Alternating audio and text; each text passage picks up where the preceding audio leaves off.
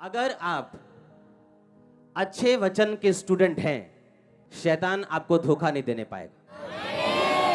Bible कहती है परमेश्वर ने कलीसिया में 5 व्यक्ति ठहराए हैं ताकि आप सिद्ध रहें।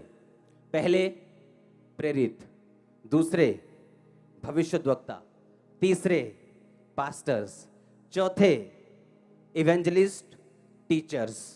परमेश्वर ने कहा मैंने इन लोगों को ठहराया है तुम्हारी जिंदगी में ताकि तुम लोग क्या बनो, सिद्ध बनो। अगर अकेला पवित्र आत्मा ने ही काम करना था तो परमेश्वर ने कभी नहीं लिखना था कि मैंने 5 तरह के व्यक्ति ठहराए हैं चर्च में तुम्हें सिद्ध करने के लिए। क्या अनाथ जीते नहीं धरती पे? जीते हैं कि नहीं? मर तो नहीं जाते जब उनके माँ बाप मर जाते हैं, पर वो संघर्ष ज्यादा करते हैं जिनके माँ बाप होते हैं उनसे।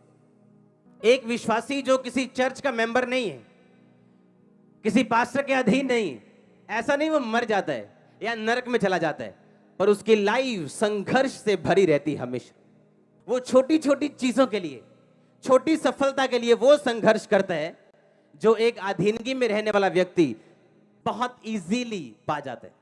अलीशा ने कहा, उसने कहा ए लेडी यहां से चली जा, 7 साल यहां अकाल पड़ेगा, तू यहां से गेट आउट हो जा, क्योंकि 7 साल तू संघर्ष करेगी अगर यहां रहेगी।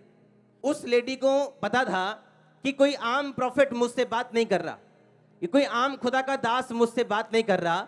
मैंने इस पावर को अपनी लाइफ में देखा है क्योंकि इसने मेरे बेटे को जिंदा किया था। हालेलुया। तो क्यों ना मैं इसकी बात सुनूं। और वो 7 साल के लिए अपना देश छोड़ के चली गई, और 7 साल के बाद जब वापिस आई अपनी जमीन के लिए राजा के पास कि मेरी जमीन में छोड़ गई थी 7 साल, क्योंकि राजा के लोगों, राजा उन पे कब्जा कर लेते थे हमेशा, गवर्नमेंट उन पे अधिकार रखती थी कि टैक्स नहीं आया इसकी जमीन का, क्या बात है, वो तो चले गए देश छोड़ के, अच्छा इसकी जमीन गवर्नमेंट के नीचे कर दो। जब वापस लेने के लिए वो आई तो उसी अलीशा का एक सेवक राजा के पास खड़ा होकर बता रहा था कि अलीशा ने एक मुर्दा जिंदा किया था, और वही औरत उसके सामने आ गई और सेवक बोला, कहता वो देखो वही औरत है ये जिसके बेबी को, जिसके बेटे को इस तेरे परमेश्वर के दास ने जिंदा कर दिया था। उसने कहा हाँ भाई अपनी गवाही दे, क्या ये बात सही कह रहा है गेजी? कहती हाँ सही कह रहा है। राजा ने अपने बंदे को बोला ओए इसके साथ जा और इसकी सारी जमीन और जमीन से जितनी आमदनी हुई खेत की उपज की सब वापस कर दे इसको।